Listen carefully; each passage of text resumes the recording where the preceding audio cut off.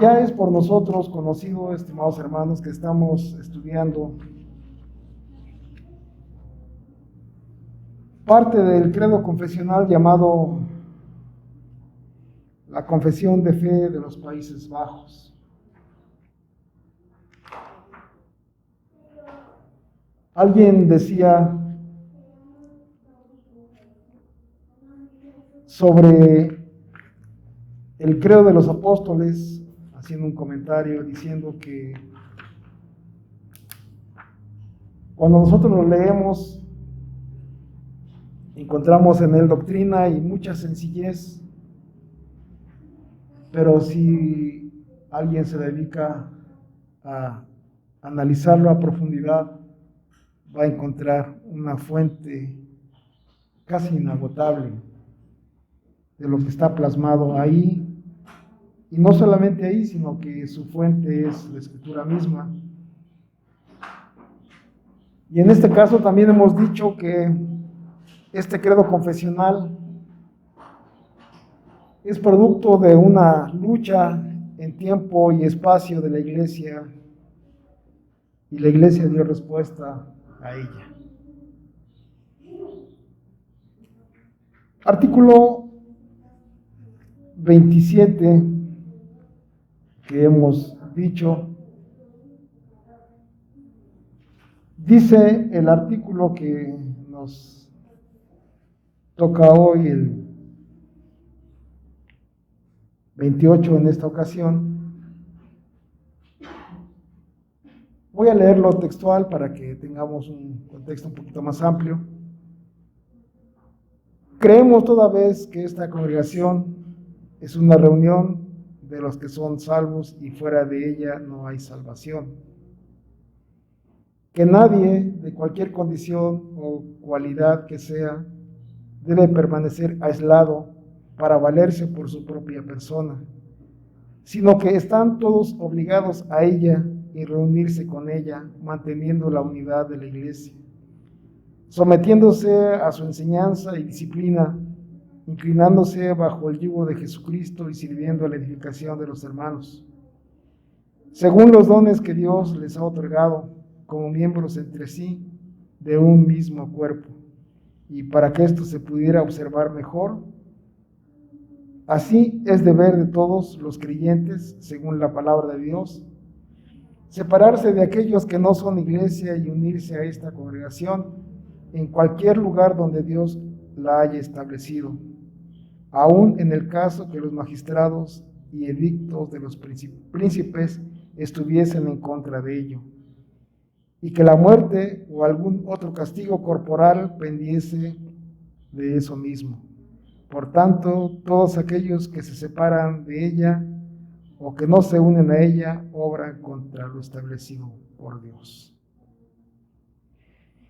Y tiene sus apartados de sustento escritural. Retomando lo que hemos leído ahí en Colosenses, y retomando también lo que hemos leído en Judas, de una manera obvia, nos encontramos que estos siervos de Dios oran a Dios por la prosperidad de la congregación de los santos. Oran a Dios por la misericordia, por la gracia y paz, dice Pablo, sean multiplicadas en Dios y el Padre. Quisiera tomar solo algunos aspectos de esto que se menciona aquí en los credos y que es digno de destacar en el sentido de que hay que tomar en cuenta este punto. Dice que la iglesia es una santa congregación y es una reunión de los que son salvos y fuera de ella no hay salvación. Cuando nosotros, estimados hermanos, vemos dentro de los estudios la iglesia, nos encontramos que el pueblo de Israel no estaba cerrado para que los gentiles ingresaran a su congregación.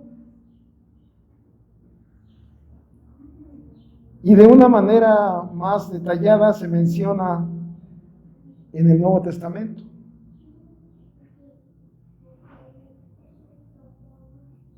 Dando a entender el cumplimiento de las promesas hechas en el Antiguo.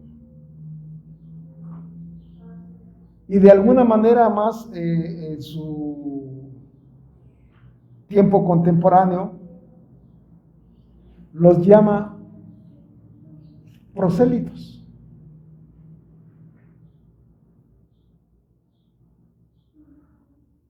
Y encontramos ejemplos de personajes que no fueron del linaje de Israel, que se integraron a la congregación del pueblo de Israel.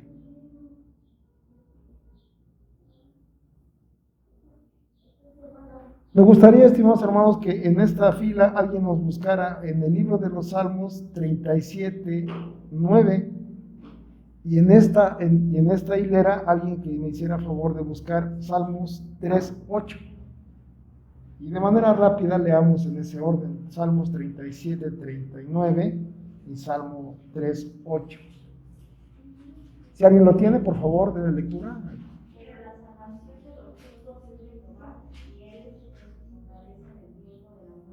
Una vez más, por favor.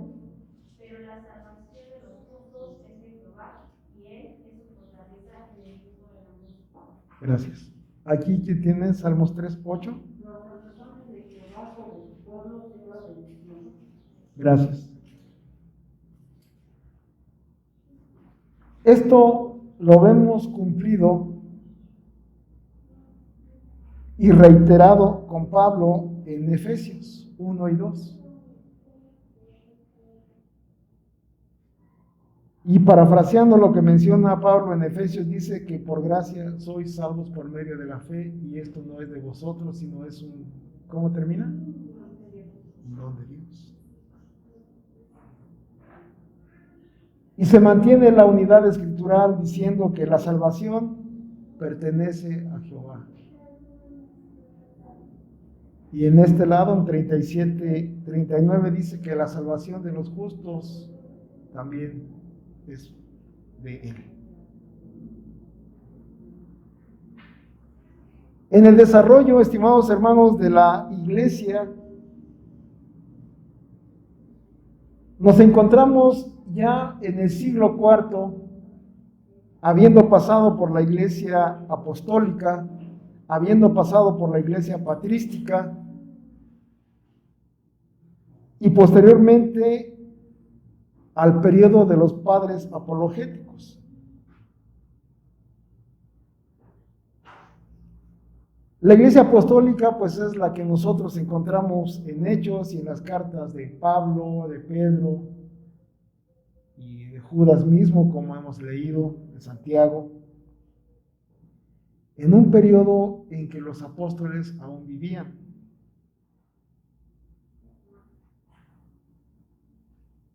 Etapa patrística, cuando los discípulos de estos hombres apóstoles vivían y también de alguna manera en la comunicación oral daban testimonio de lo que habían visto y oído de los apóstoles. Más adelante empieza el periodo de los padres apologistas. Y se les dice así porque son pastores que tuvieron el don de Dios de escudriñar más a fondo la Escritura y hacer apología. Apología es defensa. Recordemos que cuando el evangelio se predica, ya no solamente al pueblo de Israel, sino se predica al gentil, nos vamos a encontrar con personas de diferente corriente ideológica. ¿Qué dominaba en aquel entonces? La filosofía, en todas sus vertientes. Y una prueba fehaciente de ello la encontramos en Hechos. Cuando Pablo, por circunstancias algo peligrosas para él, se separa y llega a Atenas. Y la Escritura empieza a mencionar el relato del diálogo entre él y los epicúreos. Y todo iba bien hasta que Pablo empieza a hablar sobre resurrección. Y entonces el evangelio para ellos es menospreciado. Y dicen, bueno, te escucharemos otro día. ¿Por qué saco a colación todo esto, estimados hermanos?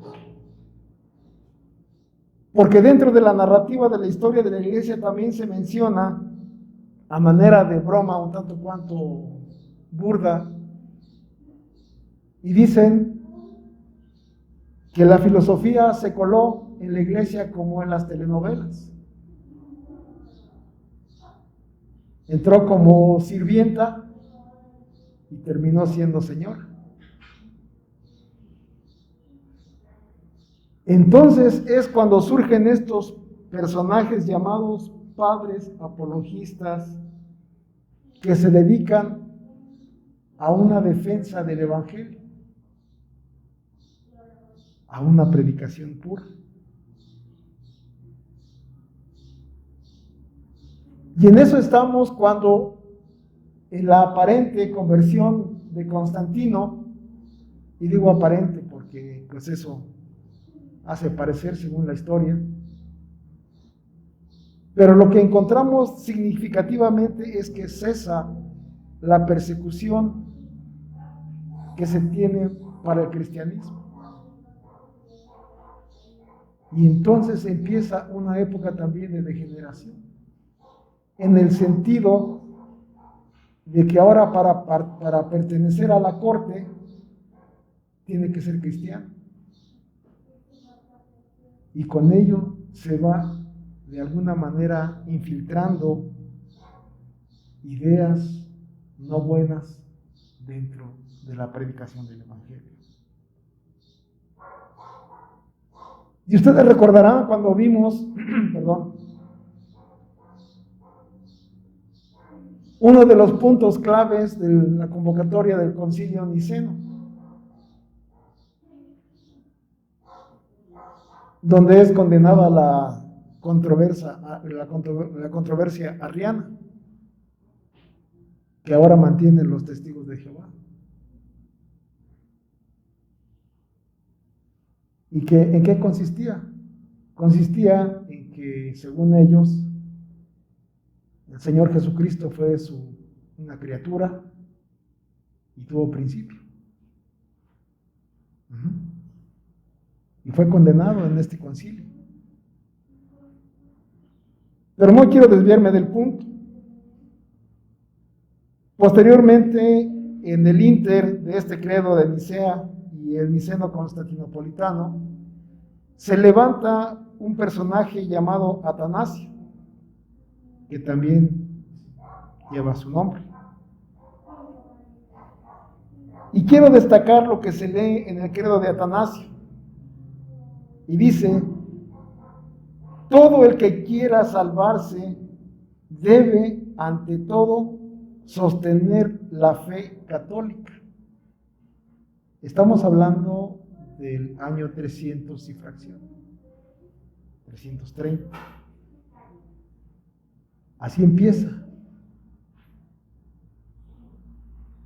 Después empieza la exposición de la doctrina y finaliza: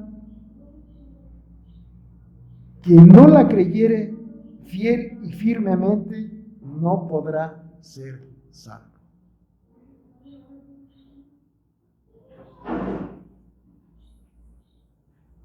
Viene desarrollándose, estimados hermanos, lamentablemente, un periodo de sincretismo,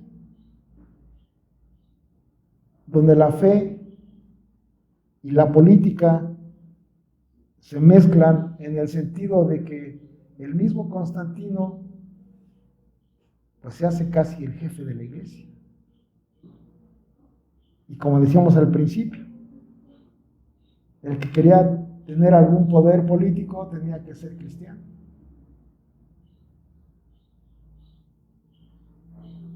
No quiero desviarme del punto, hermanos. Esto fue tomado literal por la iglesia papista. Y ahora se atreven a decir que fuera de ellos no hay salvación.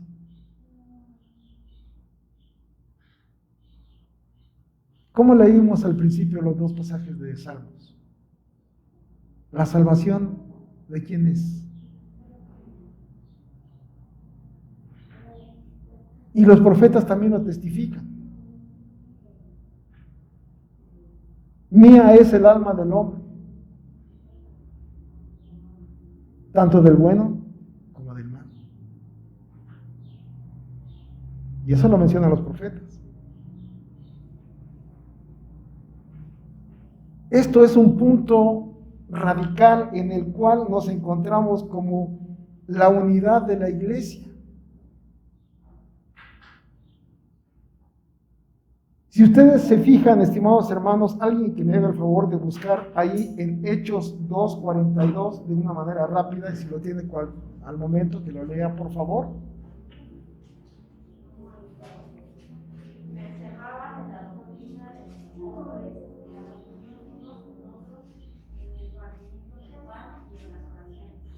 Así es.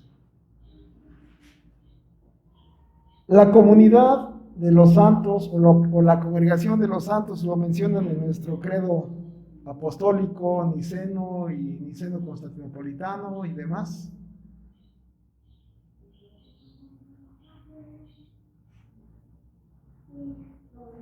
Estamos de alguna manera conminados a la unidad.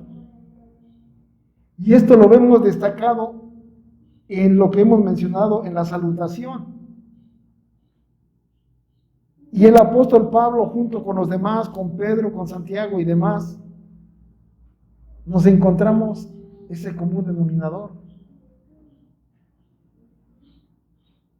Pero también estamos llamados a la enseñanza, a la pureza doctrinal. ¿O no dice así? Hechos 2. Perseveraban en la doctrina de los apóstoles. Y es ahí donde algunas personas interpretan, aunque no lo compartimos, que es el nacimiento de la iglesia. En Hechos 2. Y nos encontramos a los primeros creyentes,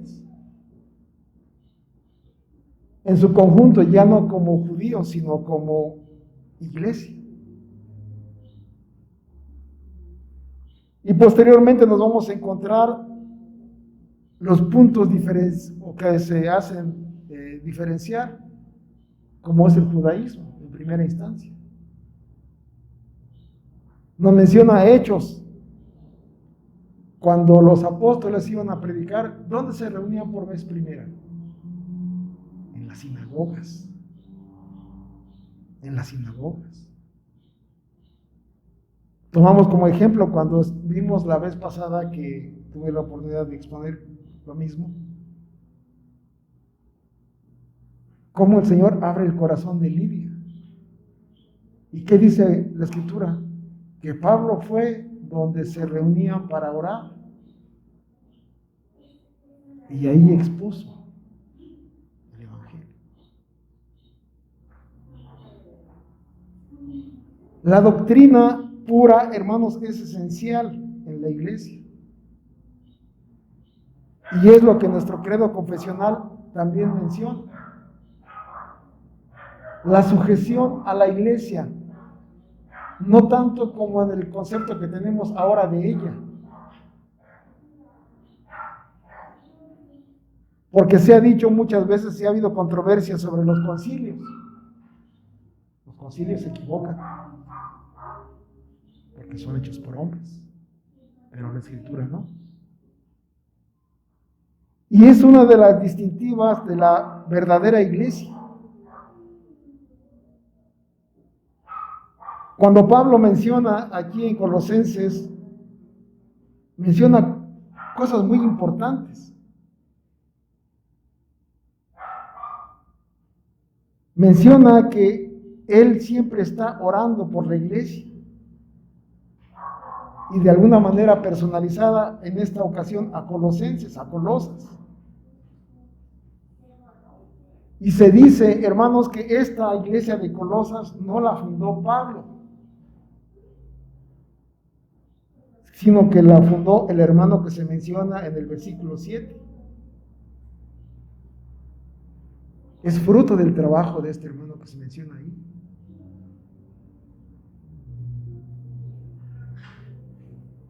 Si ustedes se dan cuenta, hermanos, en lo que leímos en la confesión belga,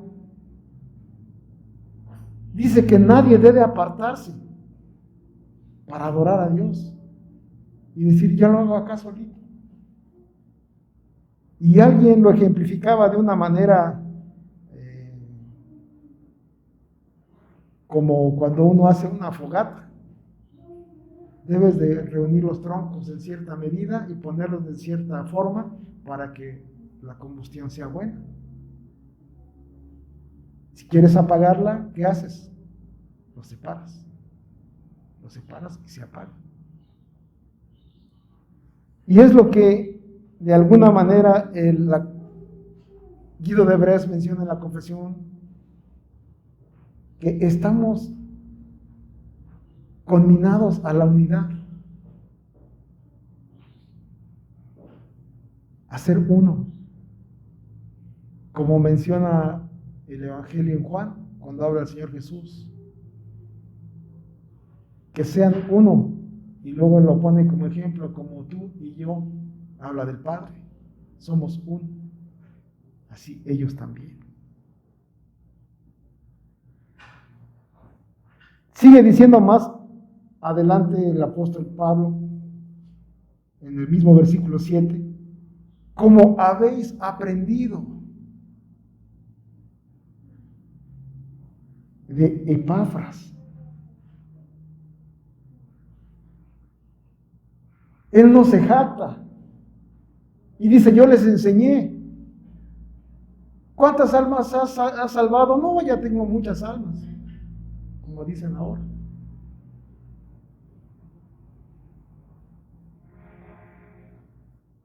Y vemos el fruto de este hermano, quien también nos ha hablado de vuestro amor en el Espíritu, por lo cual también nosotros desde el día que lo oímos no cesamos de orar por vosotros y de pedir que seáis llenos de conocimiento, otra vez, de conocimiento de su voluntad en toda sabiduría e inteligencia espiritual,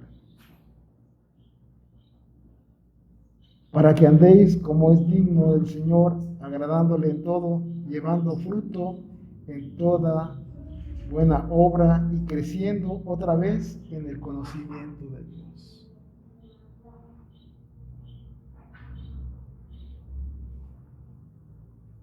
Punto importante, hermanos. La lectura de la Escritura. Hemos dicho varias veces y lo reiteramos una vez más. Palabras del Señor Jesús, escudriñad las Escrituras, porque en ellos tenéis la vida eterna, y ellas son las que dan testimonio de mí.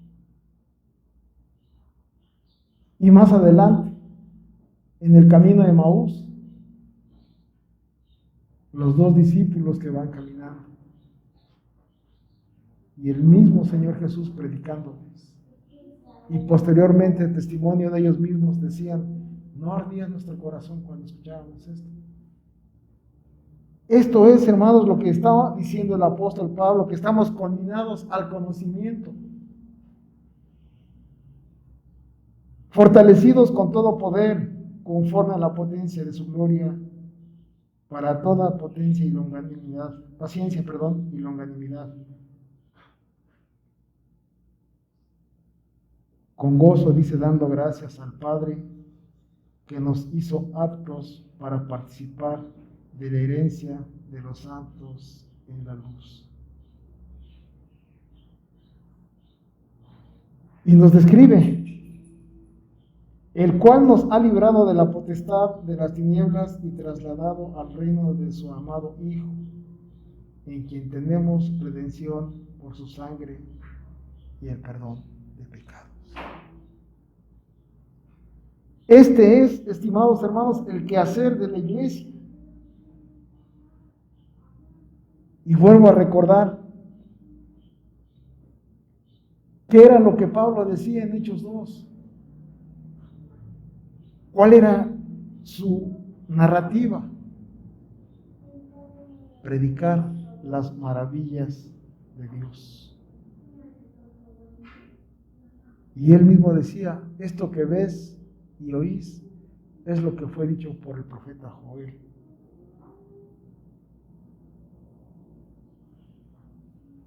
La predicación correcta. Y vemos, hermanos, cómo tenemos también una riqueza tremenda en lo que menciona más adelante en el versículo 15 al 18.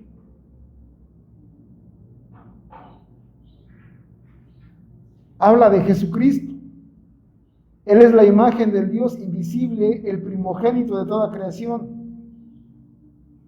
Porque en Él fueron creadas todas las cosas, las que hay en los cielos, las que hay en la tierra, visibles, invisibles. Sean tronos, sean dominios, sean principados, sean potestades. Todo fue creado por medio de Él, por Él y para Él. Y Él es antes de toda obra, antes de todas las cosas, y todas las cosas en Él subsisten. Y Él es la cabeza del cuerpo, que es la iglesia. El que es el principio, el primogénito de entre los muertos, para que en todo tenga la preeminencia. Voy a pedir a mi hermano Bernardo que busque ahí en Hebreos 1, Hebreos 1, los primeros versículos, los primeros 4 versículos, por favor, si me hace favor de leerlos.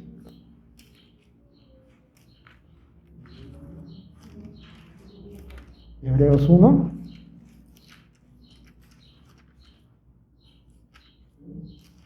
Sí, por favor.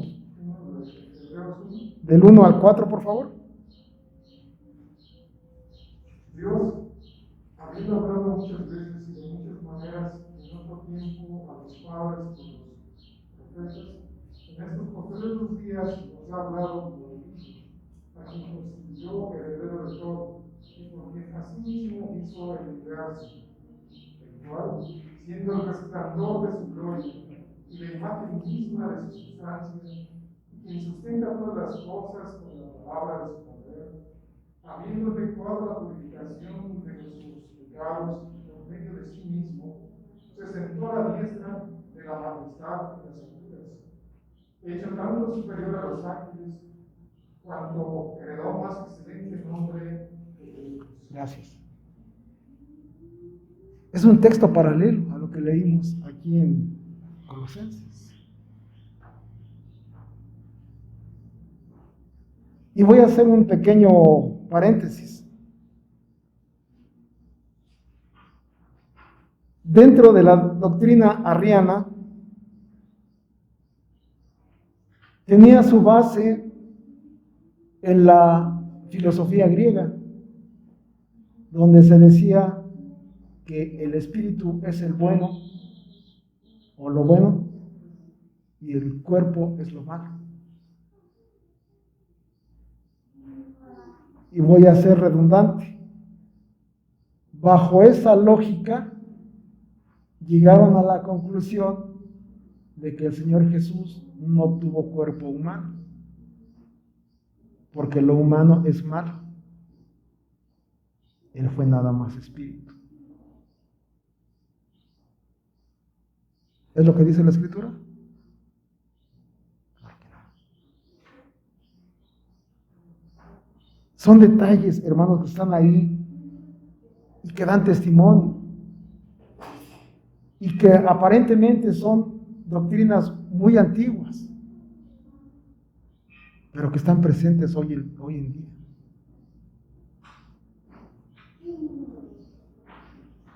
Encontramos una plenitud, por eso menciona más adelante el apóstol Pablo diciendo, por cuanto agradó al Padre que en él habitase toda la plenitud.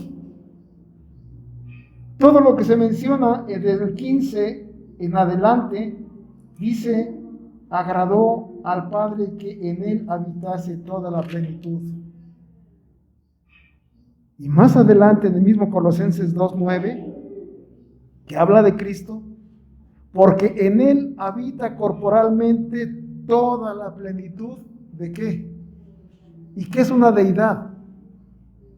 Dios. En él habita corporalmente toda la plenitud de Dios. Que es lo mismo que menciona el escritor de Hebreos. Porque Dios, habiendo hablado de muchas formas y de muchas maneras a los padres por los profetas, en los postreros días habló por medio de ¿quién? De Jesucristo, a quien constituyó heredero de todo. ¿Y por quién se sostiene todo eso, según Hebreos? Por solo la palabra de su boca.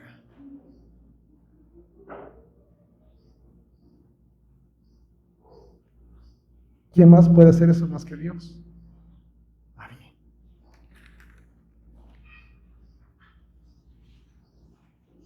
Estos son, hermanos, algunos de los aspectos que se nos culminan al conocimiento. Y lo menciona reiteradamente aquí en Colosenses. Y vean ustedes, hermanos, posteriormente, este pasaje es un pasaje paralelo a lo que se menciona en Efesios 1, versículos 9 y 12, que no vamos a leer. Si ustedes quieren tomar nota, después pueden leer. Y también muy similar a lo que se menciona en Romanos 8, 19 al 25, que voy a leer ahorita, solamente lo que está mencionado aquí en el versículo 20 de Colosenses 1. Por medio de él, está hablando otra vez del Señor Jesús, reconciliar consigo todas las cosas, así las que están en la tierra como las que están en los cielos, haciendo la paz mediante la sangre de su cruz.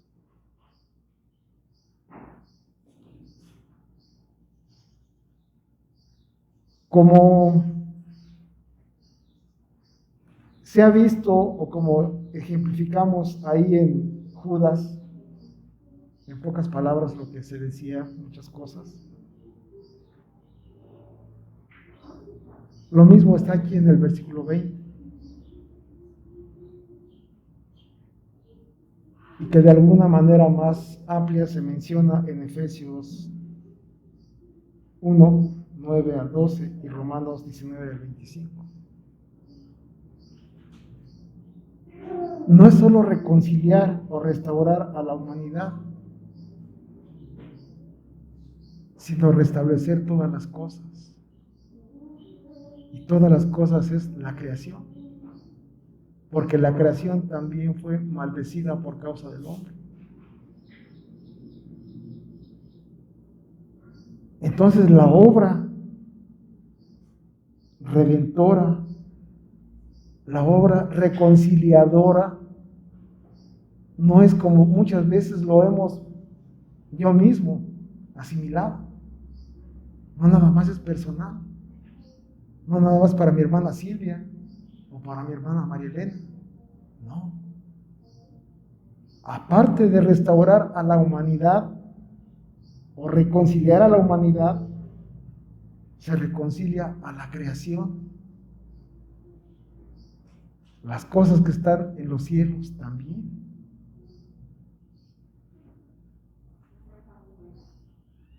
Porque en la caída del hombre como imagen de Dios, fue también maldecida la creación.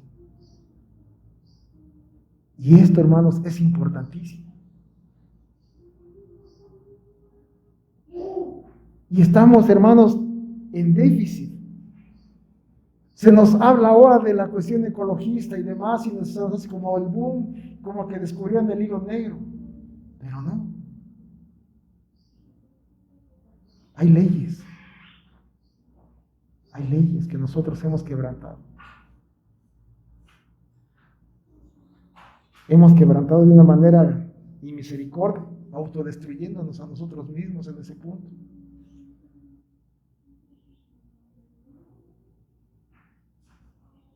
Y lo amplía más adelante, siguiendo la narrativa del capítulo, de reconciliar, dice, en la sangre del Señor Jesucristo a todos. Y menciona al pueblo gentil. Y a vosotros también, que erais en otro tiempo, dice, extraños y enemigos en vuestra mente, haciendo malas obras, ahora os ha reconciliado en su cuerpo de carne por medio de la muerte, para presentaros, dice, santos y sin mancha e irreprensibles delante de Él. ¿Por nosotros mismos? ¿Porque soy muy bueno? ¿Porque me porto bien? No, hermanos.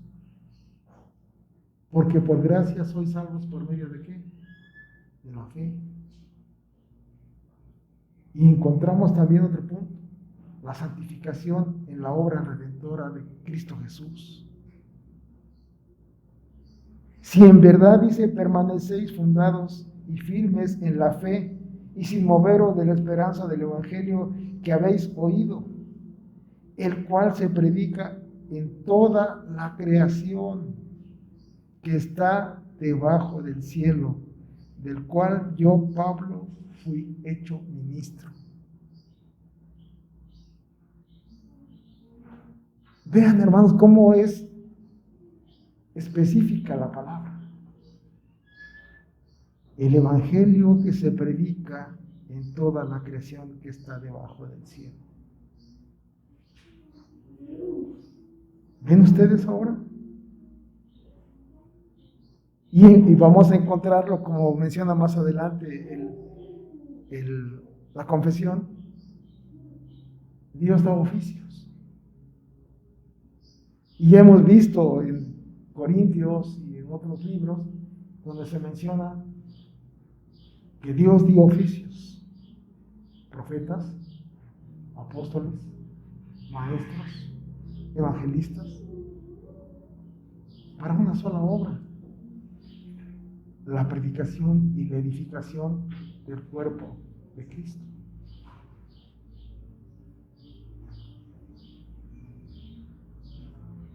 Dice en el versículo 26, y fíjense bien cómo lo cataloga: el misterio que había estado oculto desde siglos y edades, pero ahora ha sido manifestado a sus santos.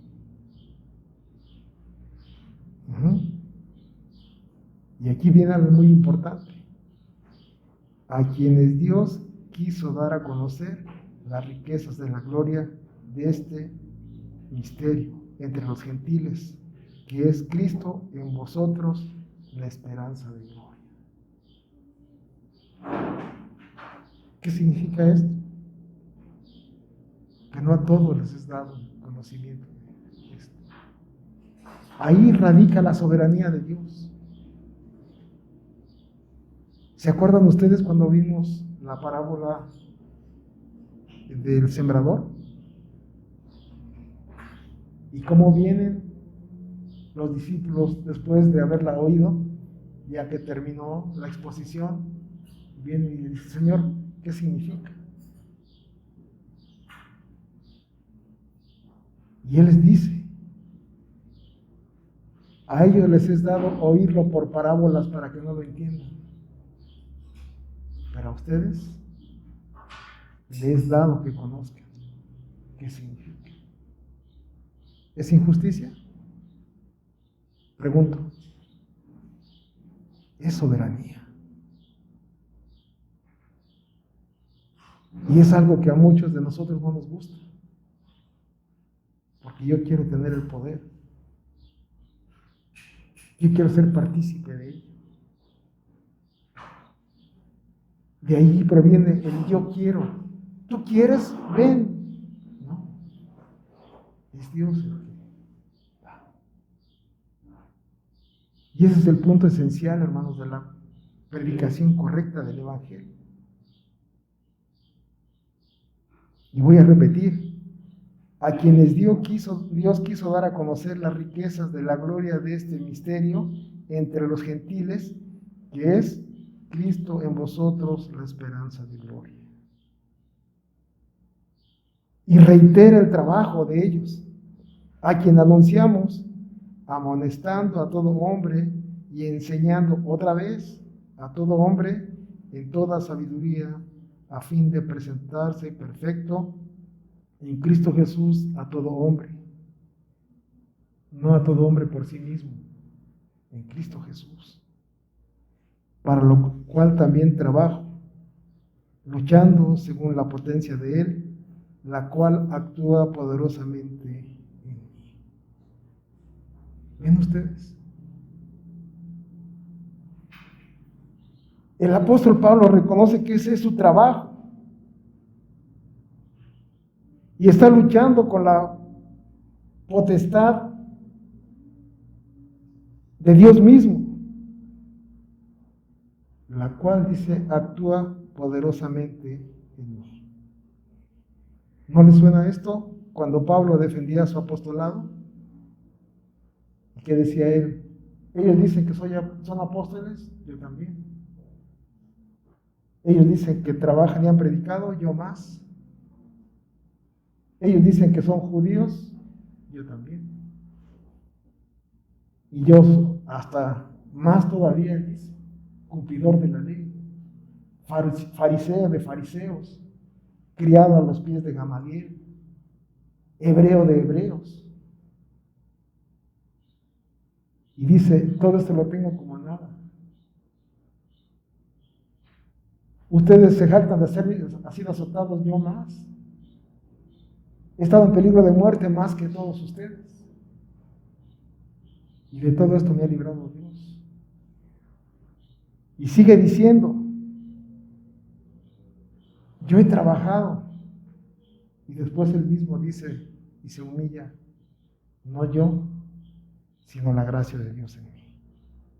Y es lo que está concentrado, lo que dice aquí también.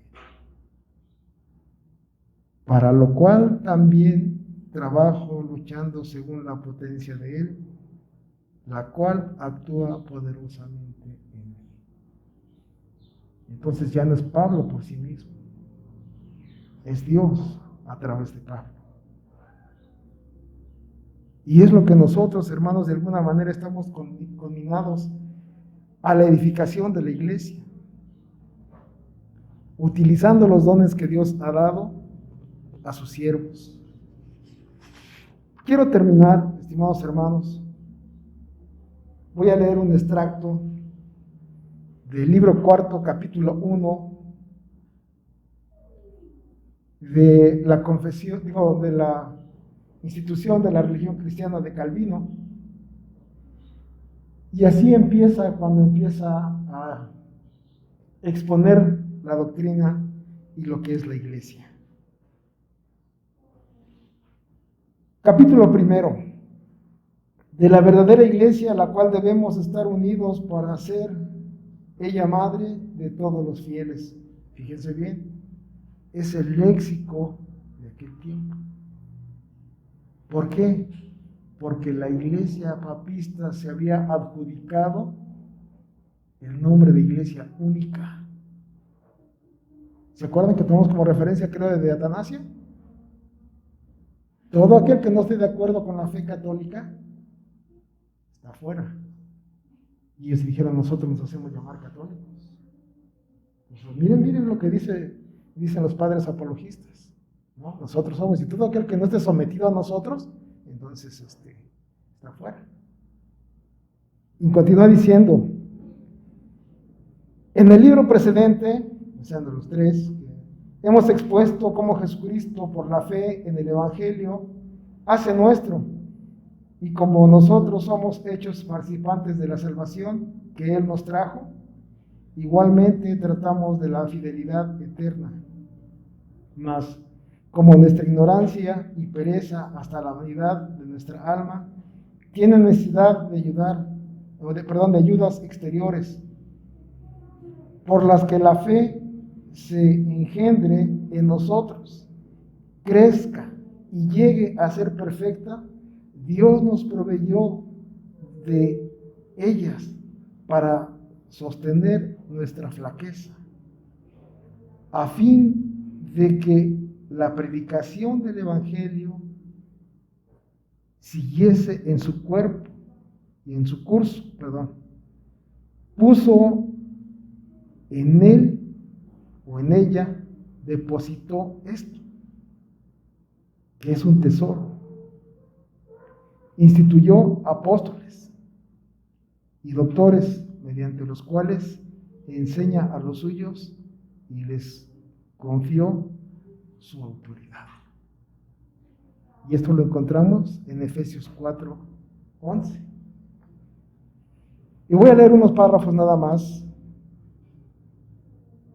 Por tanto, el orden y método de enseñanza requiere que tratemos primero de la iglesia, de su gobierno, de los oficios comprendidos en ella, de su autoridad, de los sacramentos y finalmente del orden político.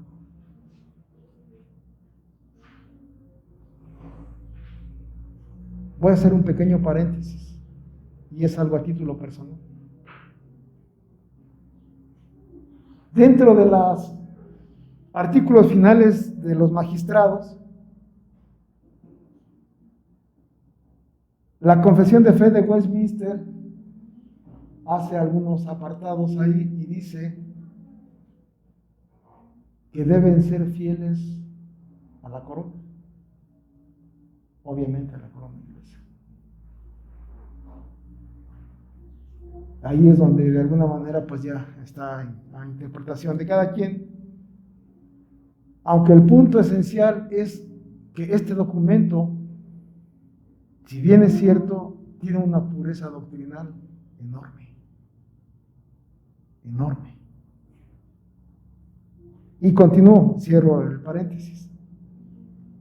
Dice, a saber que la iglesia sea la madre de todos aquellos de quienes Dios es Padre, cosa que no sucedió solamente bajo la ley, sino que persiste todavía después de la venida de Jesucristo, como afirma San Pablo, quien declara que somos hijos de la nueva Jerusalén celestial. Esto está unido, hermanos, con lo que hemos dicho anteriormente, que la iglesia no empieza en Hechos 2, que la iglesia empieza en Adán. Y hemos dado el ejemplo. Cuando encontramos, hermanos, representada la iglesia, se representa, ¿alguien se acuerda cómo se representa la iglesia en Apocalipsis? ¿Dani? Los 24 ancianos. Los 24 ancianos representan a la iglesia en su totalidad. ¿Cuántos son los patriarcas? ¿Cuántos son los apóstoles? La plenitud de los creyentes está representada en los 24 ancianos. Todos son uno.